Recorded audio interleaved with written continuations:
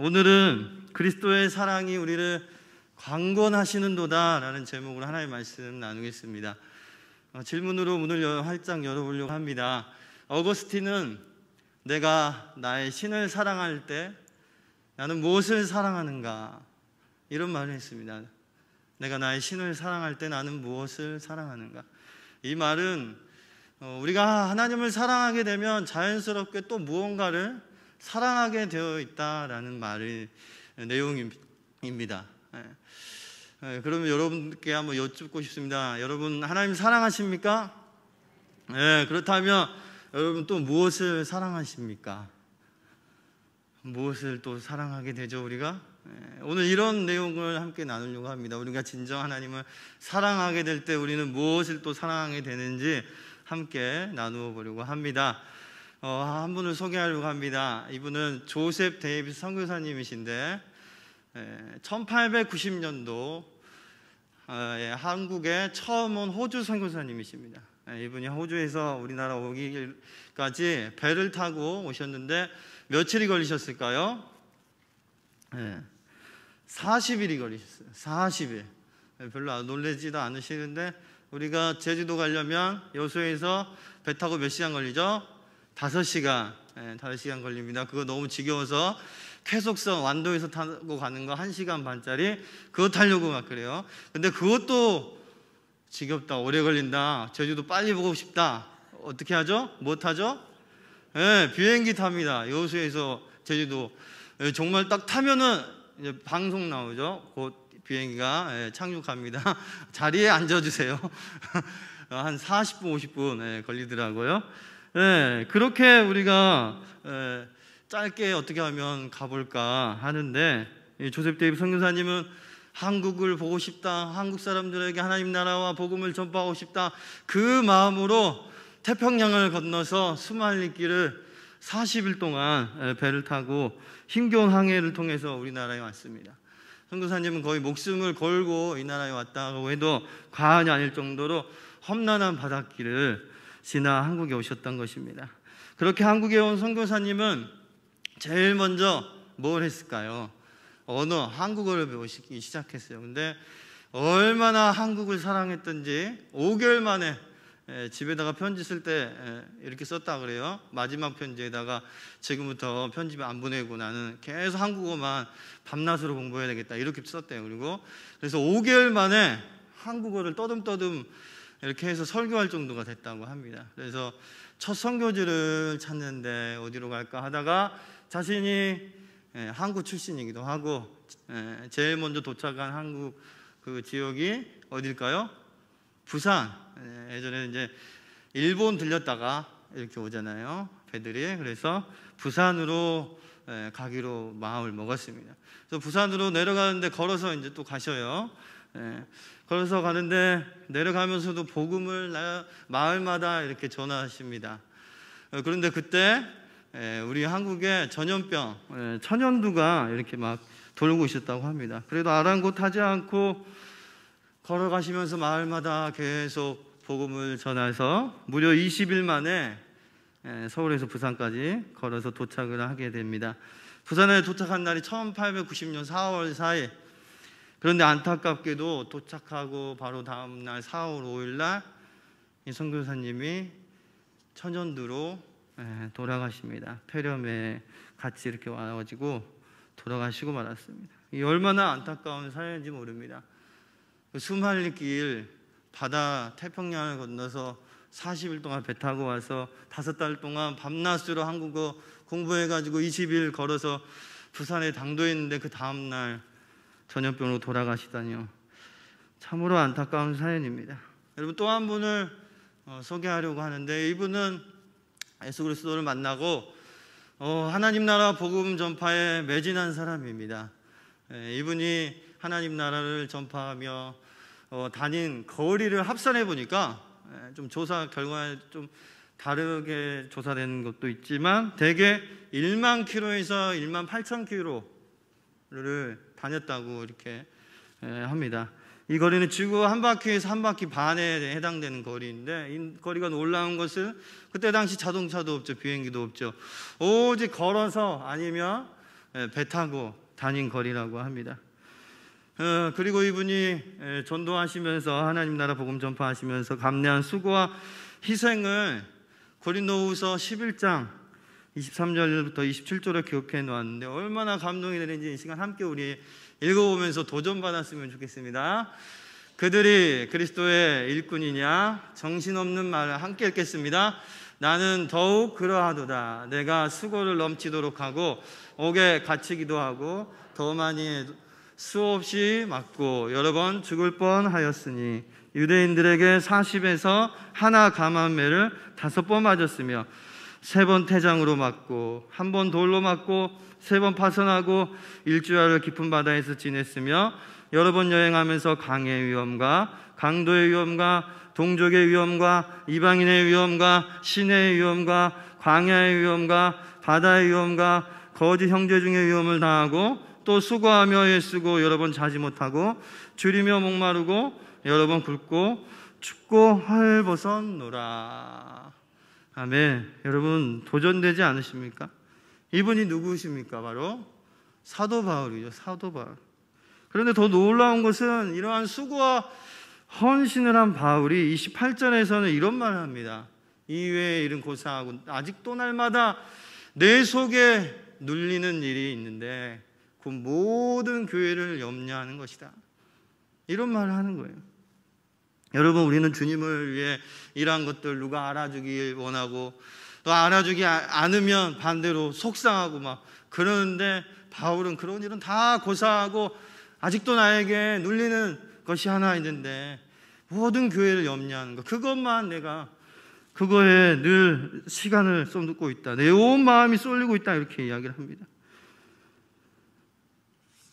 날마다 염려하는 것, 우리는 내가 돈을 많이 버는 것, 자식들이 성공하는 것 그런 것들인데 오직 하나님 나라 하나님의 교회를 염려하는 바울 정말이지 바울의 믿음은 우리에게 큰 도전과 충격을 주고 있습니다. 여러분 그렇다면 이 앞에 이야기한 조셉 데이빗 선교사님과 바울을 또 수만리 바닷길을 건너게 하고 전염병과 수많은 고난과 역경을 뛰어넘게 한 그리고 하나님 나라의 복음 전파에 매진하게 한 그 동기부여는 무엇일까요? 하나님께서는 오늘 그 동인을 본문에서 사랑이라고 이야기하십니다. 사랑. 여러분 본문은 하나님 나라와 복음 전파에 대한 최고의 동기부여가 무엇인지 기록하고 있습니다. 그것은 무엇일까요?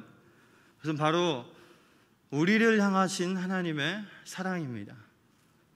우리를 향하신 하나님의 사랑. 다시 말씀드리지만 우리를 향한 하나님의 사랑은 하나님 나라와 복음 전파의 최고의 동기부여입니다. 이 말은 우리가 하나님을 얼마나 사랑하느냐가 아니라 하나님께서 우리를 얼마나 사랑하시는지에 대해 깨닫는 만큼 우리가 하나님 나라와 복음 전파에 힘쓰게 된다는 거예요. 정말 그러한지 우리 13절부터 읽어가면서 상고해 보도록 하겠습니다. 13절 한번 읽어볼까요? 앞에 나옵니다. 시작. 우리가 만일 미쳤어도 하나님을 위한 것이요 정신이 온전하여도 너희를 위한 것이니. 여기까지만 읽겠습니다. 여러분 이 말씀을 보면 바울의 삶이 어떤 사람이 보기에는 미치광이처럼 극단에 치달았던 것으로 보입니다. 그런데 그렇게 자신을 만들었던 삶의 동기부여가 무엇이었을까요? 다음 절에서 소개하는데 우리 14절 첫 문장 우리 함께 읽어보도록 하겠습니다. 그리스도의 사랑이 우리를 강건하시는도다. 아멘. 곧 하나님의 사랑이 나를 그 같은 극단으로 만들었습니다. 아니 끌고 갔습니다 라고 말하고 있는 것이죠. 그런데 그 사랑이 바울이 하나님을 얼마나 사랑하느냐가 아니라 다시 말하지만 하나님께서 바울을 얼마나 사랑하시냐라는 것입니다. 여러분 바울이 누구입니까? 예수 그리스도를 믿는 자를 핍박하고 가두던 자 아닙니까? 그런 죄인 같은 그런 여러분 죄인 중에 괴수 같은 나를 위해 어떻게 아무 죄 없는 예수 그리스도가 죽으신단 말입니까? 바울은 자신의 모든 죄와 허물을 덮는 이 하나님의 놀라운 사랑 앞에 자신의 삶을 드릴 수밖에 없었던 것이죠. 아니, 가만히 있을 수 없었던 것이죠. 우리는 바울을 이 같은 극단으로 치닫게 만든 것이 하나님의 사랑이었다는 것을 14절과 15절에서 더 정확하게 알 수 있는데, 함께 14절 15절을 함께 읽어보겠습니다. 그리스도의 사랑이 우리를 강권하시는도다. 우리가 생각하건대 한 사람이 모든 사람을 대신하여 죽었은즉 모든 사람이 죽은 것이라. 그가 모든 사람을 대신하여 죽으심은 살아있는 자들로 하여금 다시는 그들 자신을 위하여 살지 않고 그들을 대신하여 죽었다가 다시 살아나신 이를 위하여 살게 하려 함이라. 아멘. 그렇습니다. 바울을 자기 자신을 위해 살지 않고 자기 자신을 대신하여 다시 죽으시고 다시 살아나신 이를 위해 살게 만든 것은 바로 하나님의 사랑, 복음이었습니다. 여러분, 우리의 경우를 한번 생각해 보세요. 여러분, 언제 믿지 않는 사람들을 향해 우리의 마음이 불같이 막 긍휼이 일어나고 눈물이 나고 때로 기도하고 싶고 내 것을 나눠서 줘도 아깝지 않는 마음, 그 마음이 언제 여러분 일어납니까? 찬송가 317장에 주 날 위해 그 귀하신 몸 버리사 이 내 몸을 피값으로 사셨으니 내 생명도 주 예수께 바칩니다.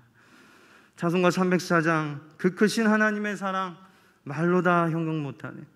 3절에 하늘을 두루마리 삼고 바다를 먹물 삼아도 한없는 하나님의 사랑 다 기록할 수 없겠네. 하나님 사랑 측량 다 못하며 영원히 변치 않은 사랑 성도여 찬양하세. 여러분, 우리가 이렇게 복음을 뼛속 깊이 마음속 깊이 느낄 때 하나님 나라, 하나님의 복음 전파에 우리가 매진해야 되겠다, 이 마음이 불릴듯 일어나는 것입니다. 여러분, 그래서 요한일서 4장 7절에서는 이렇게 말씀하고 있습니다. 사랑하는 자들아, 우리가 서로 사랑하자. 사랑은 하나님께 속한 것이니 사랑하는 자마다 하나님으로부터 나서 하나님을 알고. 여기 하나님으로부터 나서 하나님을 알고, 여기가 너무 중요한데, 여러분 영어 성경에 보니까 사랑은 하나님께 속한 것이니 이렇게 번역했어요. Love comes from God. 사랑은 하나님께로부터 옵니다. 그리고 사랑하는 자마다 하나님으로부터 납니다. 태어납니다. Everyone who loves have been born of God. Born of God. 여러분, 태어난다는 거예요. 누구로부터? 하나님으로부터. 누가요? 모든 사랑하는 자마다 하나님으로 태어나는 거지. 우리 스스로 결단해서 사랑해야 되겠다, 이런 사랑은 여러분, 아니, 우리 인간의 사랑이지 하나님의 사랑이 아니다라는 것이죠. 여러분, 우리가 자아 충만한 우리가, 자기 사랑으로 충만한 우리가 남을 아무 조건 없이 어떻게 사랑할 수 있습니까? 그것은 오직 하나님의 사랑으로 가능한 줄 믿습니다. 그래서 저는 하나님 나라 복음 전파의 열정은 이 복음을 들을 때 다시 샘솟는다고 생각합니다. 여러분, 이 말씀을 좀 더 깊이 들어가 보기 위해 바울을 그런 극단으로 끌고 갔던 복음의 능력, 강권하는 사랑의 뜻을 좀 알아보려고 합니다. 여기서 강권하다로 번역된 헬라어 수네코는 팔다리를 모두 함께 붙잡혀 꼼짝 못하는 상태를 말하는 것이죠. 이 단어는 가축들을 약을 먹이거나 치료할 때 꼼짝 못하게 틀 안에 가둔 상태, 제수를 체포한 상태, 또는 홍수나 해일이 밀려와서 한 방향으로 쏠려가는 상태를 의미합니다. 저는 개인적으로 홍수나 해일이 밀려와서 한 방향으로 쏠려가는 이 상태를 의미하는 이 해석을 너무나 좋아합니다. 여러분, 혹시 영화 해운대 보셨어요? 해운대? 네, 저 장면입니다, 여러분. 지진이 나가지고 해일, 쓰나미가 부산 해운대로 이제 몰려옵니다. 이 해일이 몰려오니까 사람이든 자동차든 건물이든 모두 다 이 해일이 쓸어가는 그곳으로 다 함께 쏠려가 버리지 않습니까? 이것이 뭐예요? 하나님의 사랑. 이것이 우리를 강권하시는 하나님의 사랑의 능력이라는 것입니다. 이 강권하는 사랑은 이제 바울뿐만 아니라 우리에게도 똑같이 밀려오는데, 그 거대한 헬 같은 사랑은 이제 우리 자신을 위해 살지 않고 자신을 위해 대신 죽으신 예수 그리스도를 위해 하나님을 위해 살게 하는데, 그 모습을 17절에서는 새로운 피조물이라고 이렇게 설명하고 있습니다. 우리 17절 한번 읽어보도록 하겠습니다. 그런즉 누구든지 그리스도 안에 있으며 새로운 피조물이라, 이전 것은 지나갔으니 보라 새 것이 되었도다. 아멘. 여러분, 새로운 피조물, 뉴 크리에이션, 전혀 다른 새로운 존재를 이 강권하는 사랑이 만들어 간다는 거죠. 여러분, 이 새로운 존재는 그리스도 안에 있으면, 하나님의 사랑 안에 있으면 만들어진다는 건데, 보네포는 이 예수 그리스도, 그러니까 우리가 새로운 존재가 되는 그 동인, 그 이유를 예수 그리스도에게 이렇게 봤는데, 보네포라는 신학자는 예수 그리스도를 어떻게 표현을 했냐? 타자를 위한 존재라 이렇게 표현했어요. 타자를 위한 존재. 여러분, 예수님의 삶 한번 봐보세요. 자기 자신을 위해서 산 건 하나도 없어요, 여러분. 죽을 때에도 여러분, 성부 하나님의 그 뜻을 받들어 죽잖아요, 그죠?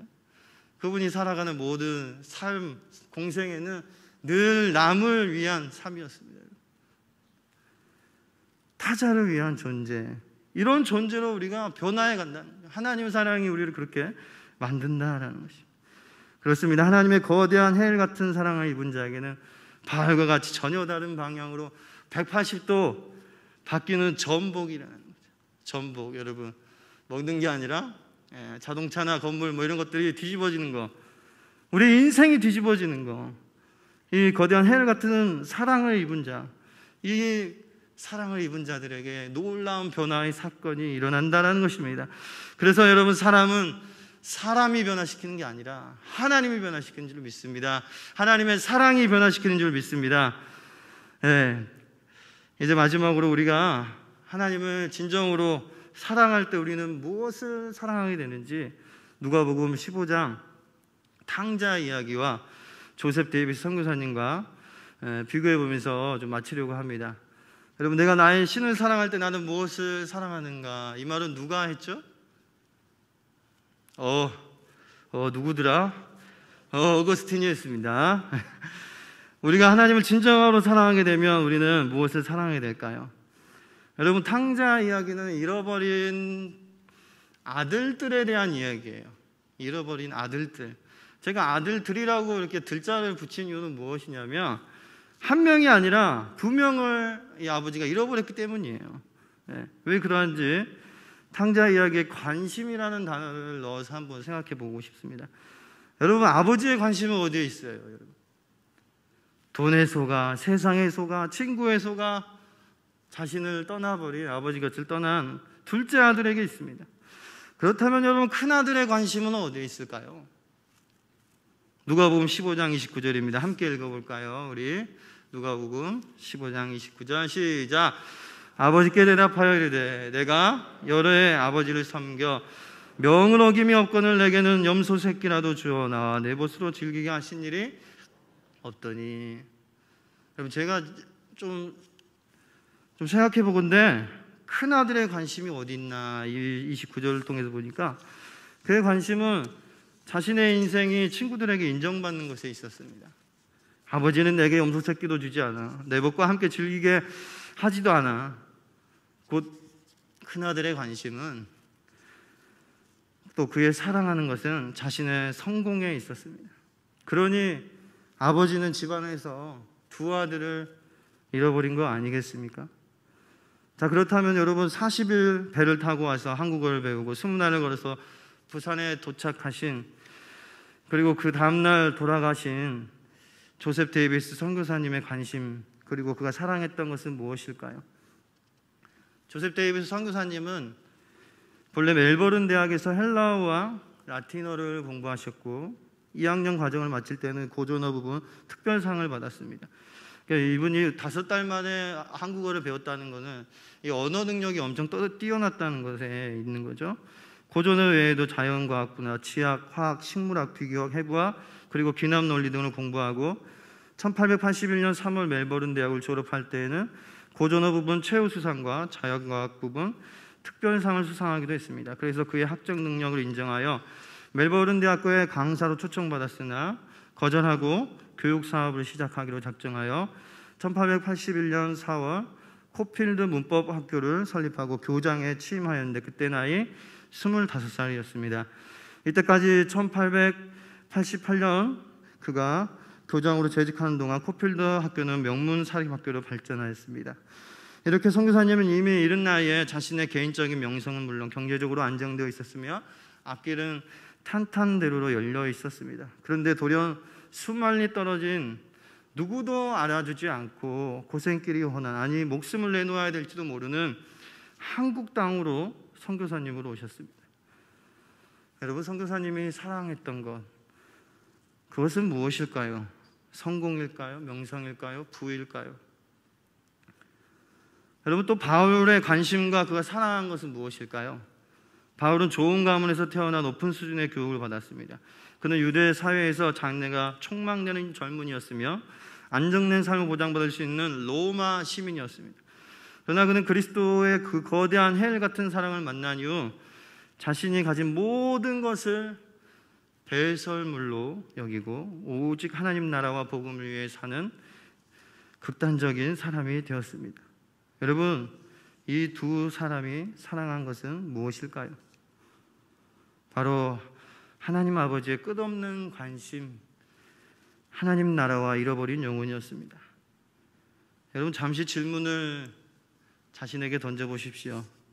나는 하나님을 사랑할 때 나는 무엇을 사랑하고 있는지, 나는 무엇에 관심이 있는지, 과연 하나님의 시선이 머무는 곳에 나의 시선도 머물고 있는지 한번 생각해 보십시오. 어거스틴은 사랑은 운동이다 라고 말했습니다. 사랑은 움직이는 거야, 이런 말 많이 하잖아요.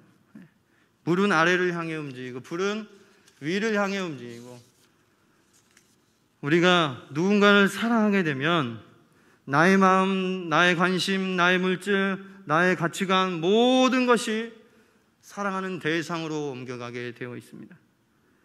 여러분의 관심과 사랑은 하나님께로, 또 하나님께서 관심 갖고 있는 그 잃어버린 영혼, 또 하나님 나라를 향해 옮겨가 계십니까?